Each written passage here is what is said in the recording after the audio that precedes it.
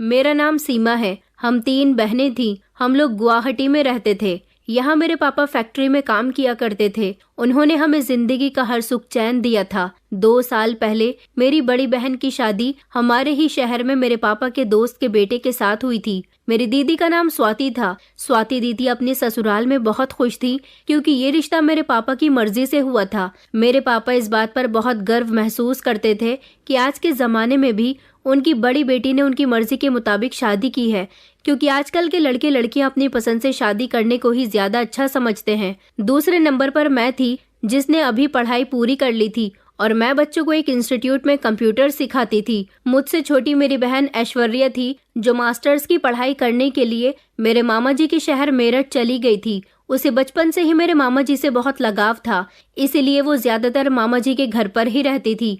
कभी कभी हमारे घर आया करती थी, लेकिन अब तो वो मास्टर्स कर रही थी, इसलिए अब काफी समय से यहाँ नहीं आई थी। जिंदगी बहुत अच्छी गुजर रही थी। इसी दौरान मेरी जिंदगी में एक लड़का शामिल हुआ।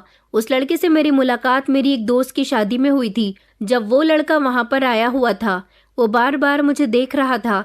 मैंने कभी भी किसी लड़के से दोस्ती नहीं की थी, लेकिन मेरी बहुत सारी ऐसी लड़कियां दोस्त रह चुकी थी और अभी भी थी। उसका नाम आदर्श था। आदर्श ने जब मुझे शादी में देखा तो वो मेरा दीवाना हो गया था। वो भी अपने दोस्त की शादी में आया हुआ था। दरअसल वो बारात की तरफ से आया हुआ था और दूल्हा उसका दोस्त था। जब मैं शादी हॉल की वॉशरूम से बाहर निकल रही थी तो अचानक मेरी उससे टक्कर हो गई, क्योंकि मेरा ध्यान अपने दुपट्टे को संभालने में था और वो भी शायद हाथ में मोबाइल लेकर उस पर ध्यान देता हुआ सामने से चलकर आ रहा था। इससे पहले मैं उससे कुछ कहती, उसने मुझसे सॉरी कहना शुरू कर दिया। मुझे वैसे तो उस पर गुस्सा आ रहा था, मगर गलती उसकी नहीं बल्कि हम दोनों की थी। मैंने उसका सॉरी एक्सेप्ट कर लिया और मैं आगे बढ़ गई थी, मगर वो मुझे लगातार देख रहा था। मैं वॉशरूम से जब वापस आई तो मैंने उसे उसी जगह खड़े हुए देखा था। उसने कहा कि आप मुझे बता सकती हैं कि जेंट्स वॉशरूम कहाँ है? मैंने कहा कि आपको इतना बड़ा साइन बोर्ड लगा हुआ नहीं दिख रहा? तो वो कहने लगा कि अरे नहीं, मैं समझा कि कहीं ये भी लेडीज वॉशरूम ना हो। मैं उसको देखती हुई आगे बढ़ गई थी। वो बेवकूफ था या मेरे सामने बेवकूफ बनने की एक्टिंग कर रहा था, ये तो मैं नहीं समझ पाई थी। लेकिन उससे दूसरी बार मेरी टक्कर खाना खाते समय हुई थी, लेकिन अब की बार मेरी ही प्लेट उसके कपड़ों पर जाकर गिर गई थी। उसके कपड़े गंदे हो गए थे। मैंने उसे जल्दी से सॉरी बोला, क्योंकि इस बार पूरी की पूरी गलती मेरी थी। जब मैं अपने मोबाइल में ध्यान लगाए हुए खाने की प्लेट हाथ में लेकर टहल रही थी, अचानक मेरी हाई हील की वजह से मेरा पैर मुड़ गया। वो मेरे करीब से गुजर रहा था। मैंने उसे सहारा लेकर पकड़ने की कोशिश की और मेरे खाने की प्लेट उसके कपड़ों पर जा लगी। उसके कपड़ों पर दाग लग गए थे। इस बार मैंने उसे सॉरी बोलने में देर नहीं की थी। मैं बहुत शर्मिंदा हो रही थी। उसने मुझ पर गुस्सा नहीं किया, बल्कि वो बहुत शर्मिंदा हो रहा था।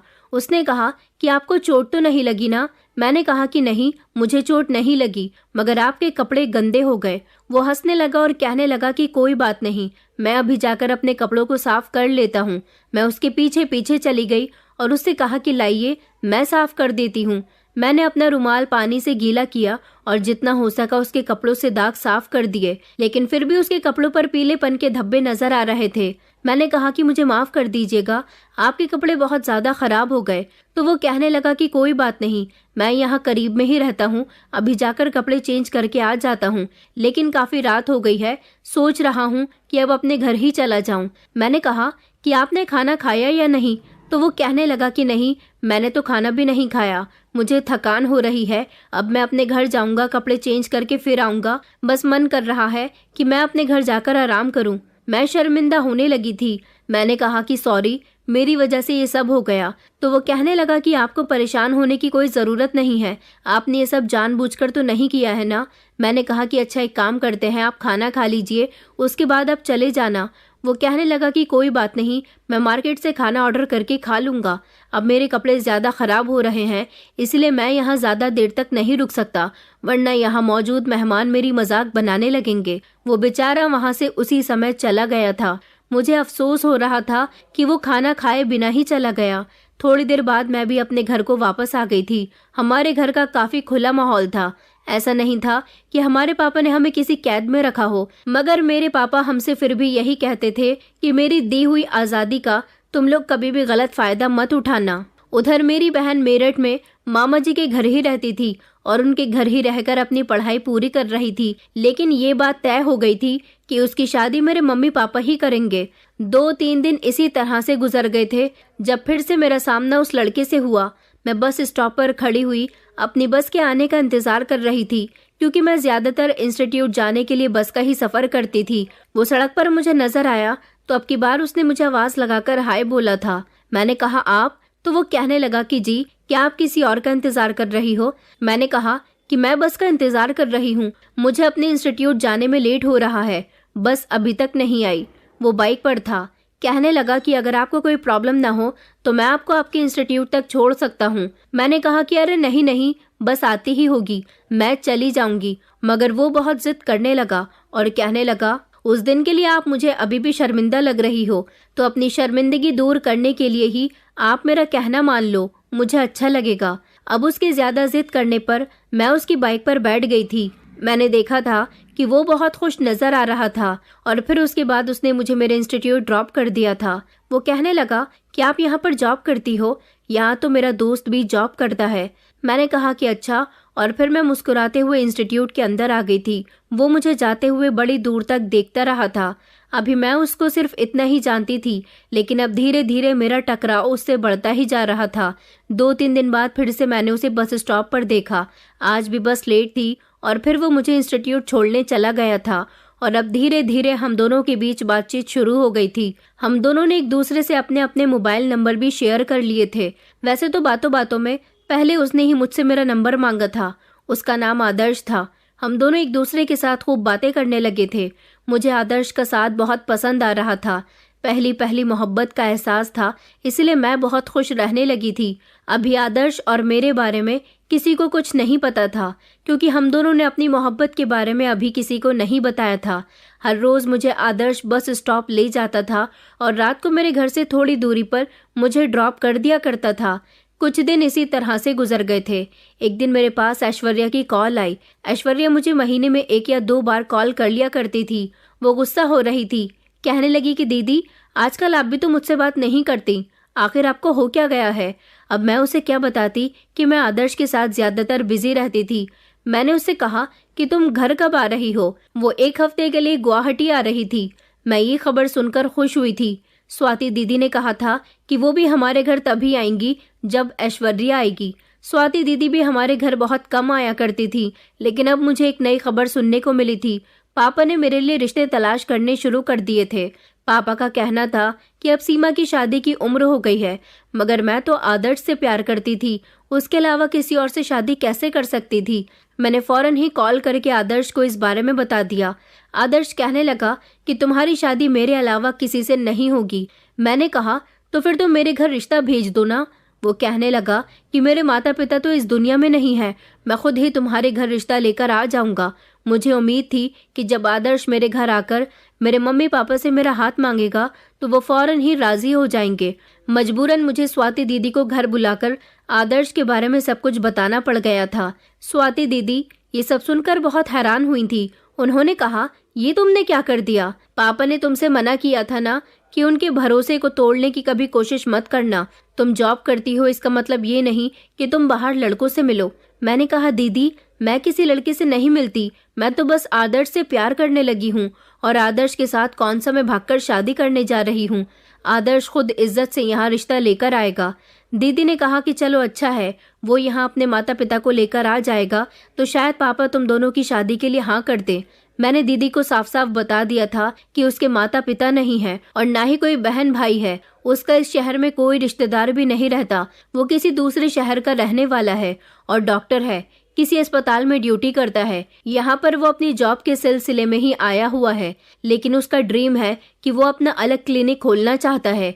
शादी के बाद वो मुझे अपने घर ले जाएगा और वहीं पर क्लिनिक खोलेगा। स्वाति दीदी ने जब सुना कि लड़का डॉक्टर है तो वो बहुत खुश हो गई थी। उन्होंने कहा, डॉक्टर है तो अच्छे पैसे कमाता होगा। अगले दिन दोपहर का समय था जब आदर्श हमारे घर मेरे मम्मी पापा से बात करने के लिए आया। मेरी मम्मी और दीदी को तो वो बहुत पसंद आया था, लेकिन पापा ने जब उसको अपने सामने देखा और तो और वो उनकी ही बेटी का हाथ मांगने के लिए अकेला आया था। ये सब देखकर मेरे पापा को बहुत गुस्सा भी आया था और वो हैरान भी हुए थे। उस समय तो पापा ने आदर्श से कह दिया था कि हम तुम्हें सोचकर जवाब दे देंगे, लेकिन उसके जाने के बाद पापा बहुत गुस्सा कर रहे थे। उन्होंने कहा कि मैं इस रिश्ते के लिए राजी नहीं हूँ। मम्मी कहने लगी कि आखिर इस लड़के में क्या परेशानी है, देखने का भी अच्छा है, पढ़ा लिखा है, डॉक्टर है। पापा कहने लगे कि तुम्हारा क्या मतलब है कि मैं किसी भी राह चलते के साथ अपनी बेटी की शादी कर दूं? इसका कोई परिवार नहीं है, कोई बैकग्राउंड नहीं है, हम इसके बारे में कुछ भी नहीं जानते। बेटियों की शादी इतनी आसानी से नहीं की जाती। मुझे पापा के इनकार करने की ये वजह बिल्कुल भी पसंद नहीं आई थी, क्योंकि ये कोई खास वजह नहीं थी। मैंने उसी समय हंगामा करना शुरू कर दिया। मैंने कहा, पापा मैं शादी करूंगी तो सिर्फ आदर्श से ही करूंगी, वरना सारी जिंदगी कंवारी बैठी रहूंगी। पापा ने कहा कि अच्छा तो ठीक है, बैठी रहो कंवारी, मगर मैं तुम्हारी शादी इस लड़के के साथ नहीं करवाऊंगा। जैसे तुम्हारी बहन की शादी की है देखभाल कर, इसी तरह से तुम्हारी भी शादी करूंगा। मैंने पापा से कहा, पापा दीदी अपनी ससुराल में खुश रहती हैं, वो उनका भाग्य है, मैं भी अपने ससुराल में खुश रहूंगी। आदर्श बहुत अच्छा लड़का है, उसकी सैलरी भी बहुत अच्छी है। मगर पापा तो कोई भी बात सुनने के लिए तैयार नहीं थे, लेकिन मैंने दीदी और मम्मी को अपनी तरफ कर लिया था। मम्मी ने कहा कि मैं अपनी बेटी की शादी इसी लड़के के साथ करवाऊंगी। मैं भी जिद पर अड़ गई थी। अब इतने लोगों के सामने अकेले पापा की क्या चलनी थी। पापा ने कहा कि अच्छा ठीक है, तुम्हारी शादी उसी लड़के के साथ हो जाएगी, मगर मैं तुमसे सारे संबंध खत्म कर दूंगा। मैंने सोचा था कि कोई बात नहीं, पापा अभी नाराज हैं, इसीलिए ये सब कुछ कह रहे हैं। मैंने जब आदर्श को बताया कि मेरे पापा हम दोनों की शादी के लिए मान गए हैं, तो वो बहुत खुश हुआ था और सिंपल तरीके से मेरी आदर्श के साथ शादी हो गई थी। 1 हफ्ते के अंदर अंदर ही मैं उसकी पत्नी बन गई थी। मेरी शादी में ज्यादा कोई शामिल नहीं हो सका था। मेरे जीजू, मेरी दीदी, माँ और पापा, सिर्फ इतने ही लोग मौजूद थे। यहाँ तक कि ऐश्वर्या को भी हमने नहीं बुलाया था। ऐश्वर्या को जब ये सब पता चला तो वो बहुत नाराज हुई थी, लेकिन अभी उसके आने में बहुत समय था और अक्सर वो घर तभी आती थी जब उसके कॉलेज की छुट्टियां होती थी। उसके आने के चक्कर में अगर पापा का फैसला बदल जाता तो मैं क्या करती। वैसे भी मेरे पापा बड़ी मुश्किल से कोई फैसला करते थे। मेरी शादी तो आदर्श के साथ जैसे तैसे हो गई थी। मेरे पापा ने मुझे विदा भी कर दिया था, मगर घर से जाते समय उन्होंने कहा था कि कभी किसी मदद की जरूरत पड़े तो यहाँ कभी मत आना। मैं खामोशी से घर से निकल आई थी। आदर्श ने कुछ दिन तो मुझे अपने साथ यहाँ एक बड़े से घर में रखा था। आदर्श ने कहा था कि ये घर उसने किराए पर लिया है। मैं तो इस घर को देखकर चौंक गई थी। ये घर बहुत बड़ा था। मुझे तो उम्मीद ही नहीं हो रही थी कि इतना बड़ा घर आदर्श रेंट पर भी ले सकता है। इस घर को देखकर लगता था जैसे ये कोई घर नहीं बल्कि कोई होटल है। घर में पूरी तरह से साफ सफाई थी और 2 नौकरानियां भी थीं। आदर्श ने कहा था कि हम इस घर में सिर्फ 1 महीने रहेंगे, फिर जब मैं अपने घर तुम्हें ले जाऊंगा तो वहां जाकर मैं अपना क्लिनिक खोल लूंगा।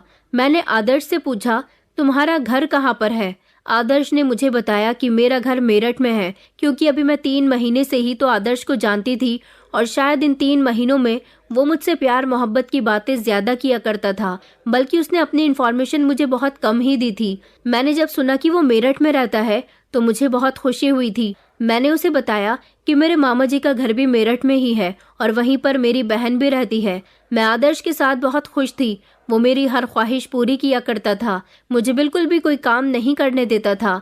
सुबह को वो हॉस्पिटल चला जाता था, जबकि शाम को जब वो घर आता तो मेरे लिए कोई ना कोई महंगा सा तोहफा लेकर आया करता था। 1 महीने बाद वो मुझे लेकर मेरठ चला गया था। यहाँ आने के बाद भी मैं इसका घर देखकर चौंक गई थी। इसका घर नहीं बल्कि ये तो बड़ा सा बंगला था। मैंने आदर्श से कहा, क्या ये तुम्हारा घर है? आदर्श कहने लगा कि हाँ, ये मेरा ही घर है। मेरे दिमाग में अचानक से ना जाने क्यों एक सवाल पैदा हुआ था जो मैं आदर्श से करना चाहती थी, मगर उस समय उसकी खुशी देखकर नहीं कर सकी थी। वो सवाल ये था कि ये आदर्श का इतना बड़ा बंगला था और उधर गुवाहाटी में उसने मुझे बड़े से घर में रखा हुआ था। अगर उसके पास किसी चीज की कोई कमी नहीं थी तो फिर उसे नौकरी करने की क्या जरूरत थी? वो क्यों गुवाहाटी अस्पताल में जॉब करने के लिए गया था?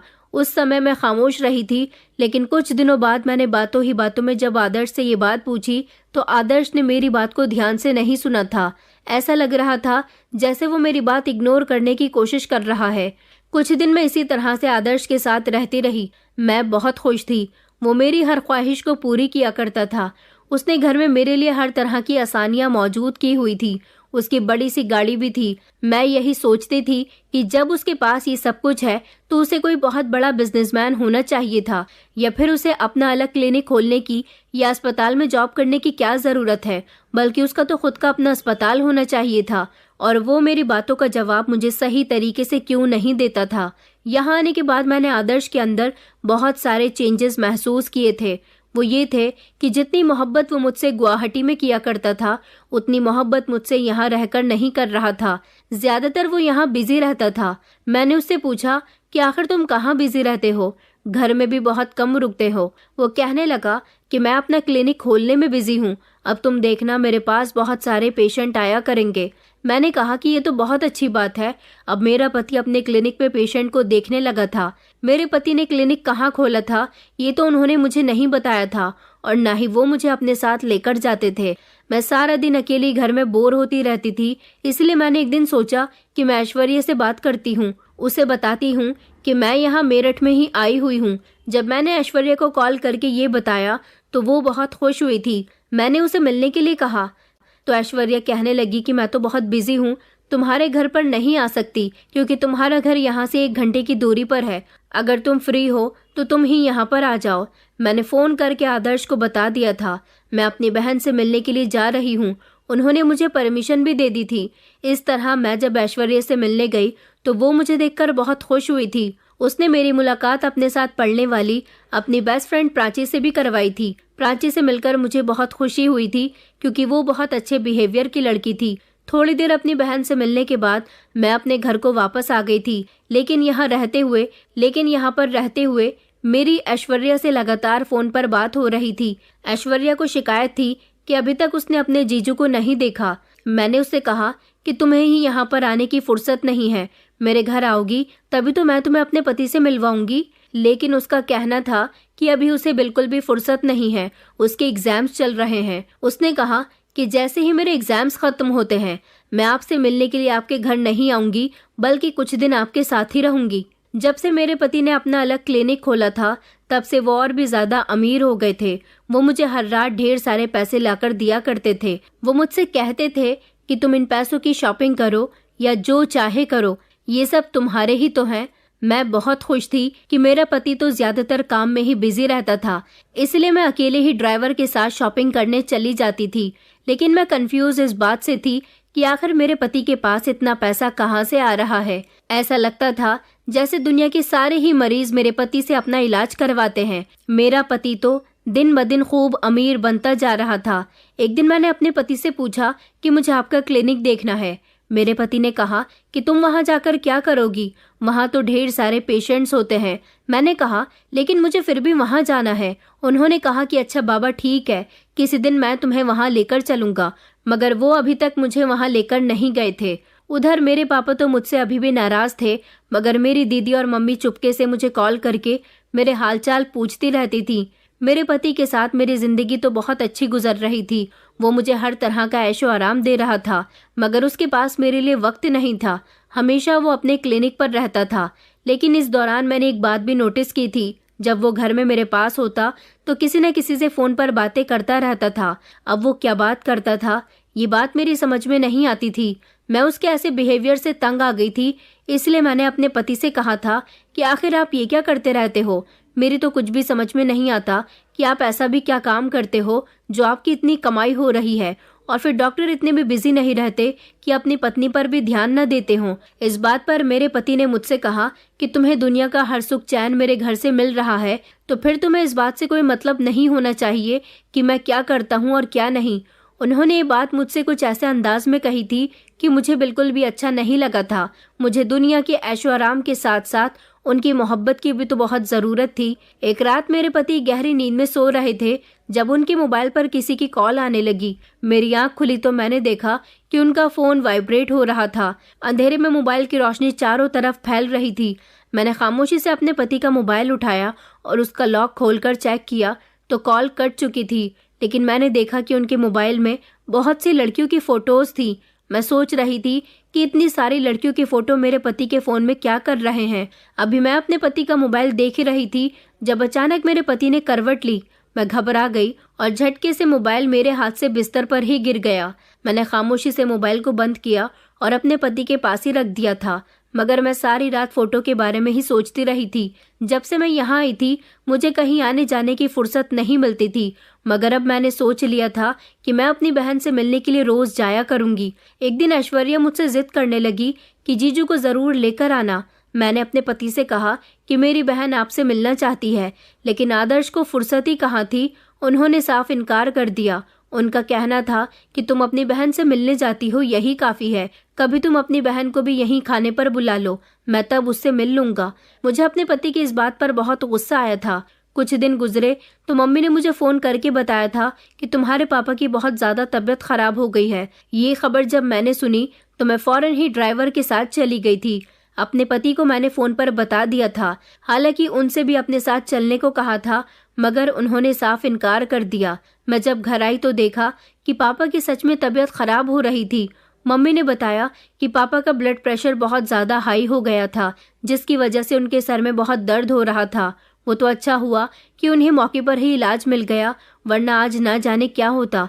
मैं धीरे धीरे पापा के करीब गई और उनके पास बैठकर मैंने जब उनकी तबीयत के बारे में पूछा तो पापा ने मेरी तरफ से मुंह फेर लिया था।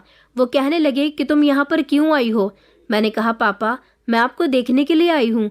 मैं जानती हूँ कि आप मुझसे नाराज हो, मगर मैं अपने ससुराल में बहुत खुश रहती हूँ। आपको लगता था कि आदर्श को आप नहीं जानते तो वो मुझे खुश रखेगा भी या नहीं, लेकिन वो तो मुझे बहुत खुश रखता है। पापा अब नाराजगी खत्म कर दीजिए ना। मगर पापा मुझे माफ करने के लिए तैयार ही नहीं थे, क्योंकि मैं अपने पापा के गुस्से को बहुत अच्छी तरह से जानती थी। मैंने कुछ दिन वहीं रहने का इरादा कर लिया था। मैंने नोटिस किया था कि यहाँ आने के बाद एक बार भी आदर्श ने मुझे कॉल करके ये नहीं पूछा था कि तुम कहाँ हो और तुम्हारे पापा की तबीयत कैसी है। मुझे आदर्श की इस हरकत पर बहुत गुस्सा आया था, यहाँ तक कि जब मैंने उनको कॉल की तो उन्होंने मेरी कॉल भी रिसीव नहीं की थी। आखिर वो ऐसा भी क्या काम करते थे। मैं भी खिड़की के पास खड़ी हुई आदर्श को बार बार कॉल लगा ही रही थी, जब मम्मी मेरे करीब आई और कहने लगी कि क्या हुआ बेटा, परेशान नजर आ रही हो। तो मुझसे रहा नहीं गया और मैंने मम्मी को आदर्श की हरकतों के बारे में बता दिया। मम्मी कहने लगी कि पागल लड़की, अमीर लोग हमेशा ही बिजी रहते हैं, तुम्हारा पति अच्छा खासा कमाता है, तुम्हें ऐश में रखता है, तुम्हें उस पर शक नहीं करना चाहिए। मम्मी ने मेरी बात को चलने नहीं दिया था। यहाँ पर स्वाति दीदी और मैं पापा की खूब सेवा किया करते थे। मैंने देखा था कि पापा दीदी से खुश रहते थे, उनसे बातें करते थे, मगर उनके सामने मुझे खूब इग्नोर भी किया करते थे। मुझसे ये सब बर्दाश्त नहीं हो रहा था। मैं पापा से बात करने की कोशिश करती थी, उनसे अपनी गलती की माफी मांगती थी। मुझे उनके कहे हुए सारे शब्द आज भी याद थे, मगर अब वो बीमार थे और मैं उनको ऐसी हालत में नहीं देख सकती थी। मैंने पापा की इतनी सेवा की कि उनका धीरे धीरे मेरी तरफ से दिल पिघलने लगा और फिर उन्होंने मुझे भी माफ कर दिया। इसी दौरान दीदी ने याद दिलाया कि पापा की इतनी तबीयत खराब हो गई। मम्मी, आपने ऐश्वर्या को पापा की तबीयत के बारे में बताया है या नहीं। मम्मी कहने लगी कि बेटा, मैंने उसे फोन किया तो था, वो यहाँ आना ही कब चाहती है, पता नहीं किसी मुसीबत में उलझी हुई है। कह रही है कि इन दिनों बहुत बिजी हूँ, वहाँ नहीं आ सकती। मैंने कहा कि मम्मी, कौन सी मुसीबत, कैसी मुसीबत। अभी कुछ दिन पहले ही तो मेरी ऐश्वर्या से मुलाकात हुई थी, जब तो वो बिल्कुल ठीक थी। उसने तो मुझसे यही कहा था कि मैं एग्जाम्स की वजह से बिजी हूँ। क्या वो एक दिन की छुट्टी लेकर पापा से मिलने के लिए नहीं आ सकती थी। मम्मी कहने लगी कि नहीं बेटा, वो अपनी दोस्त प्राची की वजह से कुछ परेशान है, शायद उसके परिवार में कोई प्रॉब्लम हो गई है। मैंने उसी समय ऐश्वर्या को फोन लगाया और उससे कहा कि क्या हो गया, तुम्हें यहाँ पापा की कोई फिक्र नहीं है, तुम वहाँ अपनी पढ़ाई में इतनी बिजी हो गई हो कि तुम्हें पापा के बारे में कुछ पता ही नहीं। मुझे पापा के बारे में पता चला तो मैं मेरठ से फौरन ही यहाँ भागी चली आई, मगर तुम ना जाने कैसी लड़की हो जिसे अपने परिवार की कोई परवाह ही नहीं होती। मेरी बात सुनकर ऐश्वर्या कहने लगी कि दीदी, मैं आपको ही फोन करने वाली थी। दीदी, मुझे आपसे कुछ जरूरी बात करनी है। मैंने कहा, हाँ बताओ, क्या बात है। वो कहने लगी कि आप यहाँ मेरठ कब आ रही हो। मैंने कहा, सोच रही हूँ कि कल या परसों ही यहाँ से चली जाऊं, क्योंकि पापा की तबीयत अब कुछ बेहतर है। वो कहने लगी कि दीदी प्लीज, आप जल्द से जल्द कल ही यहाँ पर आ जाओ। मैंने कहा, मगर मुझे बताओ तो सही कि क्या बात है। वो कहने लगी, ये बात मैं आपको फोन पर नहीं बता सकती, कल आपसे मिलूंगी तभी बताऊंगी। और हाँ, आप इस बारे में घर में कुछ मत बताना। वैसे तो मैं यहाँ और रुकना चाहती थी, मगर ऐश्वर्या की इतनी जल्दबाजी करने पर मुझे अगले ही दिन मेरठ के लिए निकलना पड़ गया था। मम्मी भी समझ नहीं पाई थी कि मैं इतनी जल्दबाजी में क्यों जा रही हूँ। मैंने उनसे कहा था कि आदर्श मुझे बुला रहे हैं, मैं कुछ दिन बाद आ जाऊंगी। जैसे ही मैं घर पहुंची तो मैंने ऐश्वर्या को फ़ोन करके बता दिया था कि मैं यहाँ पर आ गई हूँ। ऐश्वर्या ने मुझसे कहा कि मैं आपसे मिलना चाहती हूँ, मैं आपके घर आ रही हूँ। मैंने उसे एड्रेस दे दिया था। इतने में अपने कमरे में जाकर तैयार होने के लिए चली गई थी। नहाने के बाद मैं अपने कानों में इयररिंग पहन ही रही थी जब अचानक मेरा एक इयररिंग मेरे हाथ से छूटकर जमीन पर गिर गया। मैंने जैसे ही उसे उठाने के लिए खुद को नीचे झुकाया तो अचानक नजर बेड के नीचे गई। बेड के नीचे कुछ रखा हुआ था, मगर क्या? मैंने झुककर जब बेड के अंदर हाथ डालकर उस चीज को निकाला तो वो तो नोटों की गड्डियां थीं। इतने सारे पैसे आखिर कहाँ से आए थे और मेरे पति ने इन पैसों को बेड के नीचे छुपाकर क्यों रखा था? मैं समझ नहीं पाई थी। मैंने वो पैसे उठाकर अलमारी में रख दिए। थोड़ी ही देर के बाद मेरी बहन आ गई थी। मैंने देखा कि वो अपने साथ प्राची को भी लेकर आई थी। प्राची, जिसको मैंने पिछले 15 दिन पहले देखा था, तब वो ऐश्वर्या के साथ बहुत खुश नजर आ रही थी, लेकिन इस दौरान उसकी कंडीशन मुझे कुछ ठीक नहीं लग रही थी। ऐसा लग रहा था जैसे वो बहुत कमजोर हो गई है और बहुत परेशान भी नजर आ रही है। मैंने ऐश्वर्या से कहा, बताओ क्या बात है? ऐश्वर्या ने और प्राची ने पहले एक दूसरे की तरफ देखा। प्राची ने अपना सर झुका लिया जबकि ऐश्वर्या ने बात शुरू की। ऐश्वर्या कहने लगी कि दीदी, मुझे 20 लाख रुपए की जरूरत है। मैंने चौंक कर कहा कि क्या? 20 लाख रुपए का तुम्हें क्या करना है? तुम्हारी पढ़ाई का सारा खर्चा पापा उठाते हैं, तुम्हें हर महीने खर्चे के लिए पैसे भी भेजते हैं। ऐश्वर्या मुझसे बात करते हुए उस समय बहुत घबरा रही थी। वो मेरी बात सुनकर खामोश हो गई। मैंने कहा, बताओ ना, तुम्हें 20 लाख रुपए की क्या जरूरत पड़ गई? तो वो कहने लगी कि दीदी, बस आप ये मत पूछो, मुझे पैसे दे दो। आपके पास तो किसी चीज की कमी नहीं है, आपके लिए तो 20 लाख रुपए देना बहुत मामूली सी बात है। आपने ही बताया था ना कि जीजू आपसे बहुत प्यार करते हैं, वो शहर के बहुत बड़े डॉक्टर हैं, बहुत सारा पैसा कमाते हैं, तो फिर क्या आप थोड़े से पैसे हमें नहीं दे सकती? मैंने कहा, मेरी कुछ समझ में नहीं आ रहा, तुम क्या कह रही हो? मैं तुम्हें पैसे दे सकती हूँ, मगर इतने बहुत पैसे, आखिर इतने पैसों की तुम्हें क्यों जरूरत पड़ गई? वो कहने लगी कि दीदी, प्राची इस समय बहुत बड़ी मुसीबत में है। मैंने कहा, अब प्राची को क्या हुआ?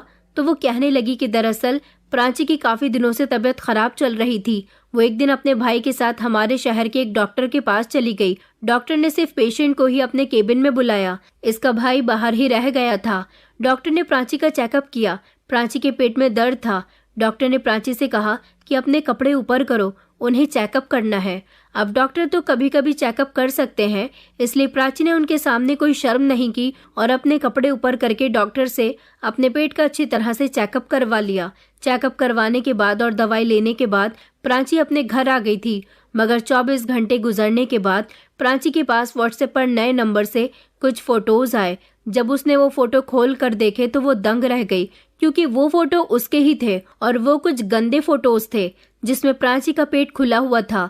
उसके शरीर के कुछ अंग भी दिखाई दे रहे थे। प्राची को समझ नहीं आया कि ये फोटो कब की है। फिर उसी नंबर से प्राची के पास कॉल आई। प्राची ने कॉल रिसीव की तो कॉल पर बोलने वाले इंसान ने प्राची से कहा कि तुमने फोटो तो देख लिए होंगे, इन फोटो में तुम्हारा शरीर, तुम्हारा चेहरा खुलेआम नजर आ रहा है, मैं तुम्हारी ये फोटो वायरल कर दूंगा। प्राची ने कहा कि नहीं नहीं, तुम ऐसा कैसे कर सकते हो, ऐसा मत करना। उसने कहा कि ठीक है, मैं ऐसा नहीं करूंगा, मगर तुम्हें इसके बदले मुझे 20 लाख रुपए देने होंगे। अगर तुमने मुझे मेरी मुंह मांगी कीमत नहीं दी तो मैं तुम्हारे सारे फोटोज वायरल कर दूंगा और इस तरह तुम्हारी बहुत बदनामी होगी। प्राची तो सोच में पड़ गई थी कि आखिर ये फोटो कब और कैसे ली गई। तब उस आदमी ने बताया कि जब तुम डॉक्टर के यहाँ चेकअप करवा रही थी तब की है ये फोटो। उन फोटो को कुछ इस अंदाज में लिया गया था कि वो फोटो गंदी लग रही थी और अब वो डॉक्टर इस बेचारी को ब्लैकमेल कर रहा है। इससे कह रहा है कि 20 लाख रुपए दो वरना तुम्हारे फोटो वायरल कर दूंगा। उसके घर वाले तो खुद गरीब लोग हैं, इतने पैसों का इंतजाम कहाँ से करेंगे। डर की वजह से इसने किसी को इस बारे में नहीं बताया, क्योंकि उसने कहा है कि अगर तुमने अपने घर वालों को या पुलिस को ये बात बताने की कोशिश की तो मैं फौरन ही तुम्हारे सारे फोटोज वायरल कर दूंगा और फिर तुम सब में बदनाम हो जाओगी।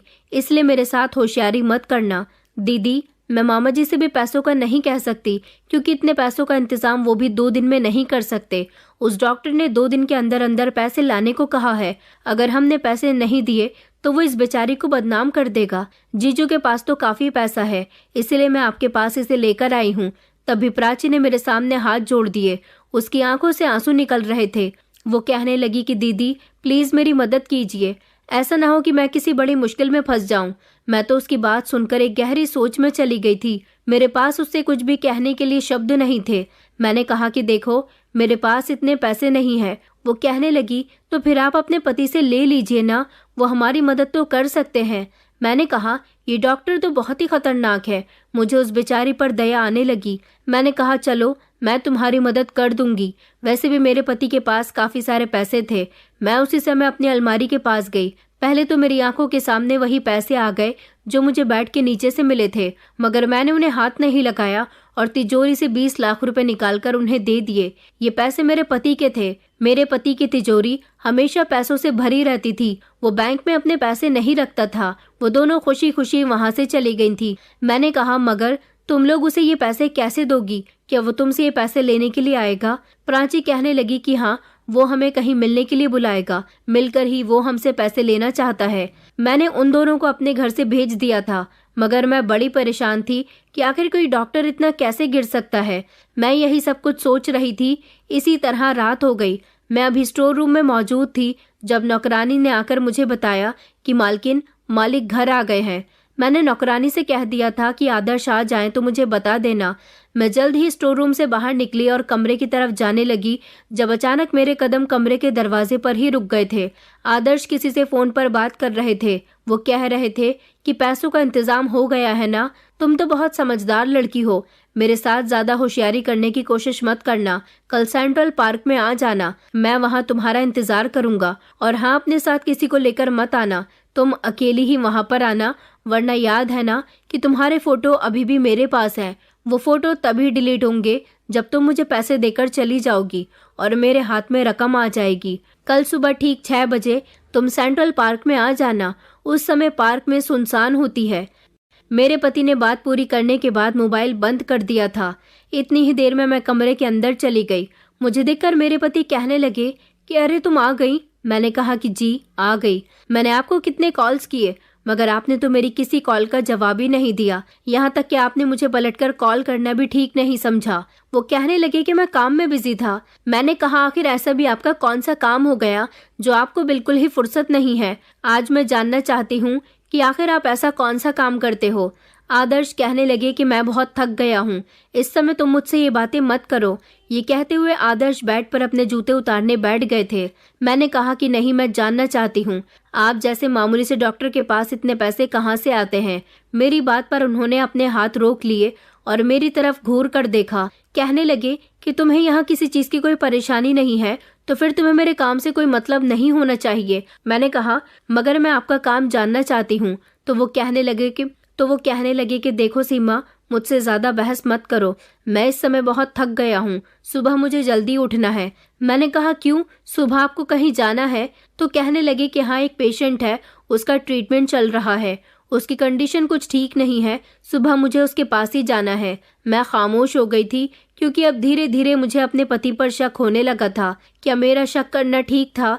मेरी समझ नहीं आ रहा था। सारी रात मेरे सर में बहुत दर्द होता रहा। मैंने उन पैसों के बारे में भी आदर्श से नहीं पूछा था और ना ही उनको उन पैसों के बारे में बताया था जो मैंने प्राची की मदद करने के लिए दिए थे। लेकिन आज रात मुझे सोना नहीं था।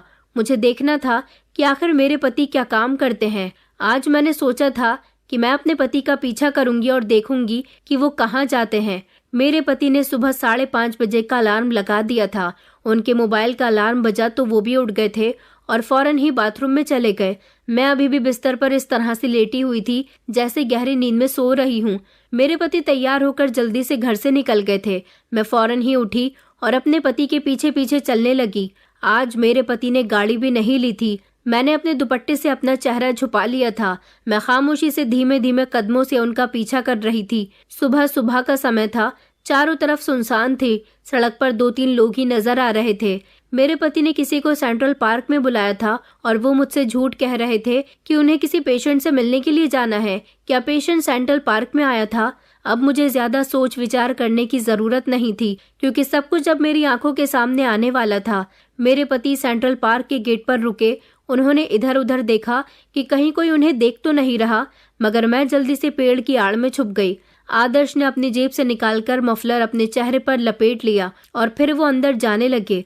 मैं भी उनके पीछे पीछे चली गई। वो एक पेड़ के नीचे खड़े हो गए। मैं उनको दूर से खड़े हुए देख रही थी। उन्होंने अपनी जेब से मोबाइल निकाला और वो इधर उधर देखने लगे। मोबाइल उन्होंने अपने कान पर लगा लिया था और फोन पर बात करने वाले इंसान से वो कह रहे थे कि तुम कहाँ हो? मैं यहाँ इधर बच्चों वाली स्लाइड के पास खड़ा हुआ हूँ, पेड़ के नीचे। मैं भी इधर उधर देख रही थी कि आखिर कौन है जिनसे ये मिलने के लिए आए हैं, और उन्हें अपना चेहरा भी छुपाना पड़ा। लेकिन मेरी नज़र अचानक प्राची पर पड़ी, जिसके हाथ में छोटा सा बैग था, और वो उसे लेकर धीमे धीमे चलते हुए मेरे पति के सामने आकर खड़ी हो गई। ये सब देखकर तो मेरे होश ही उड़ गए थे। प्राची ने वो पैसे मेरे पति को दे दिए। ये सब देखकर मैंने अपने मुंह पर हाथ लगा लिया। क्या जो मैं आज अपनी आंखों से देख रही थी वो सब सच था? क्या वो डॉक्टर जो प्राची को ब्लैकमेल कर रहा था वो मेरा ही पति था? मेरा पति ही था, क्योंकि ये सब कुछ अब मेरी आंखों के सामने था।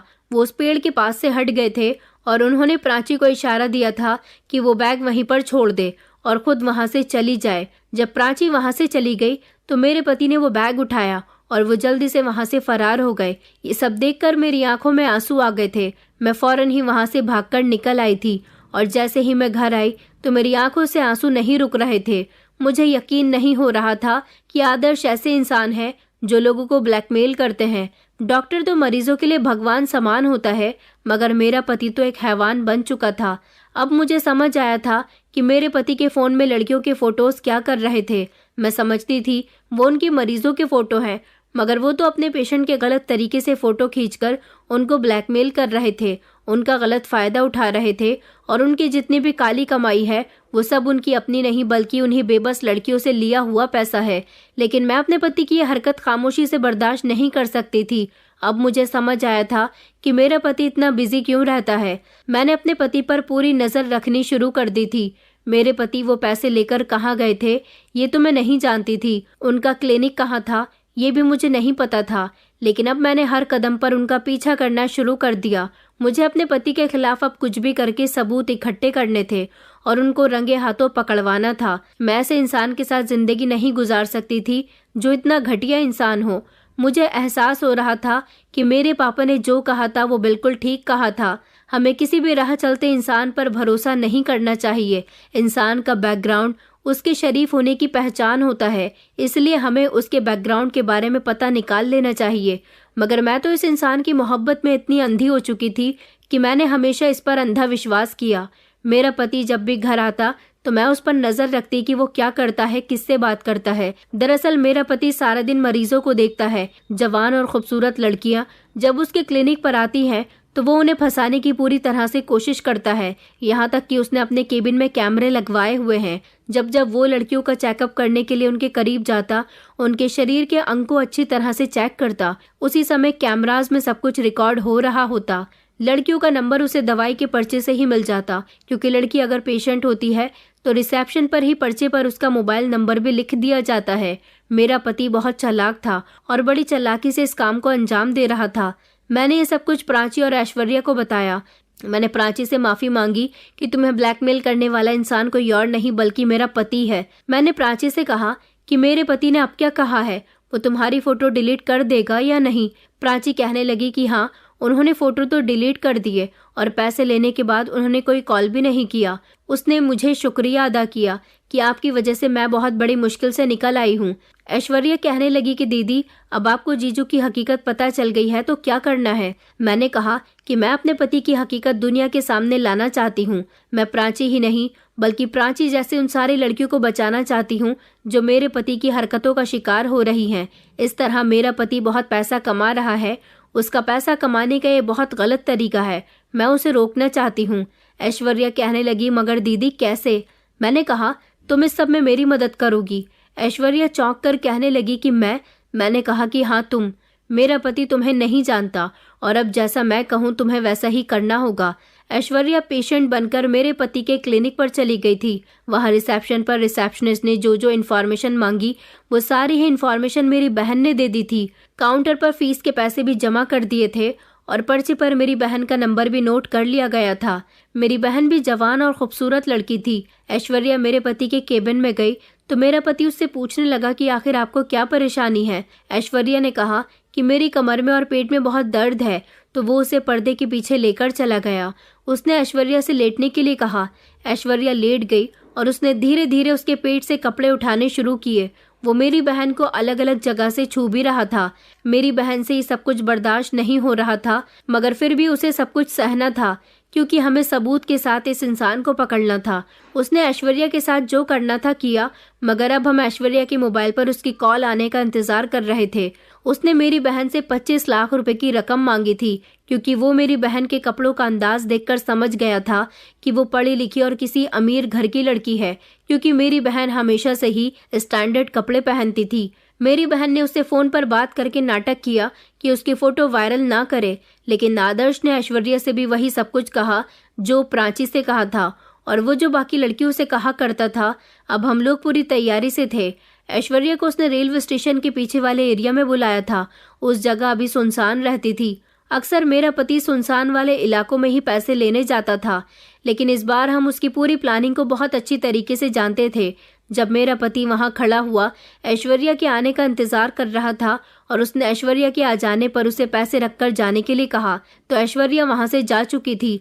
लेकिन जैसे ही मेरा पति वहां पहुंचा और उसने बैग को हाथ लगाया, फौरन ही मौके पर वहां पर पुलिस पहुंच गई थी और पुलिस ने उसे अरेस्ट कर लिया। सबसे पहले पुलिस ने उसका मोबाइल हिरासत में लिया था। आदर्श ने अभी भी अपना चेहरा छुपाया हुआ था।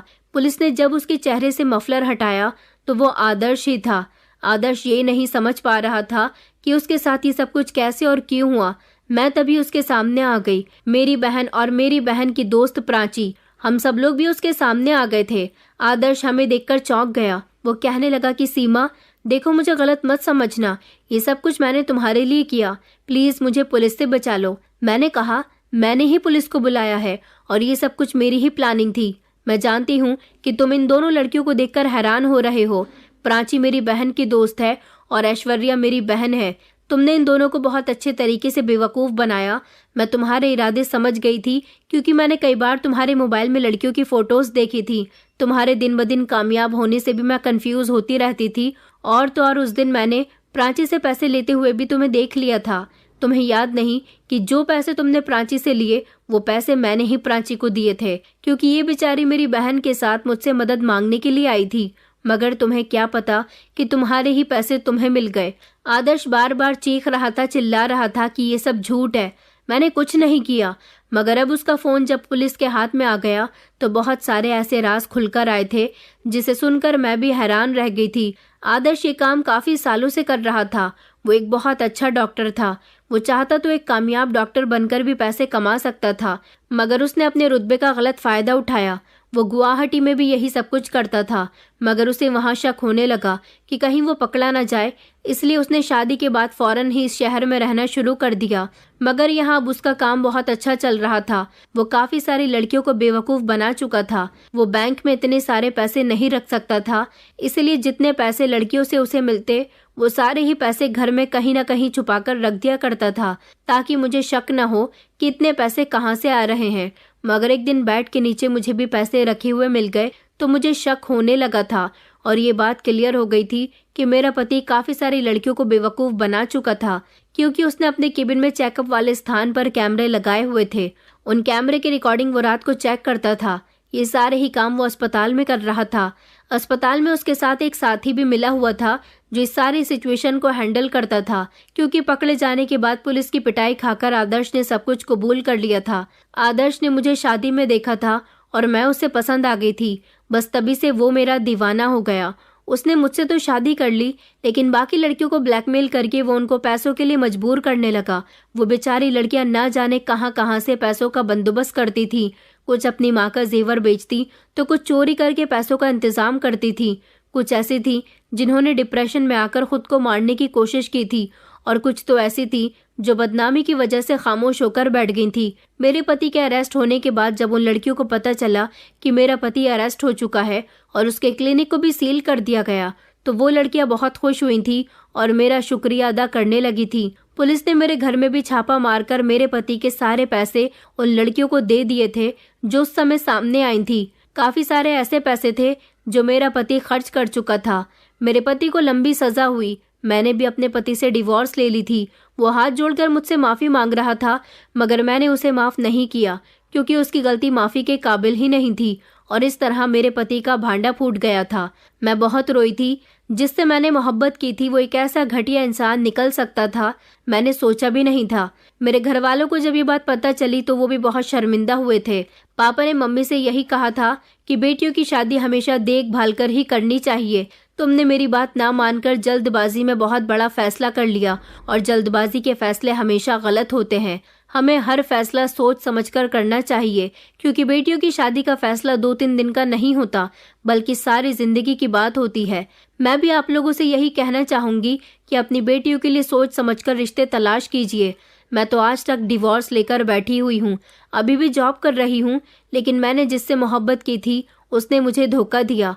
वो एक धोखेबाज निकला। वो भले ही मुझे ऐशो आराम की जिंदगी दे रहा था, मगर मुझे ऐसे ऐश की जरूरत नहीं थी जो दूसरों का सुकून बर्बाद करके मिल सके। दोस्तों, उम्मीद करती हूँ आपको हमारी कहानी पसंद आई होगी। कहानी पसंद आई है तो वीडियो को लाइक करें, चैनल पर नए हैं तो चैनल को सब्सक्राइब करें और हाँ, नोटिफिकेशन बेल को जरूर दबाएं ताकि अगली अपडेट सबसे पहले आपको मिले।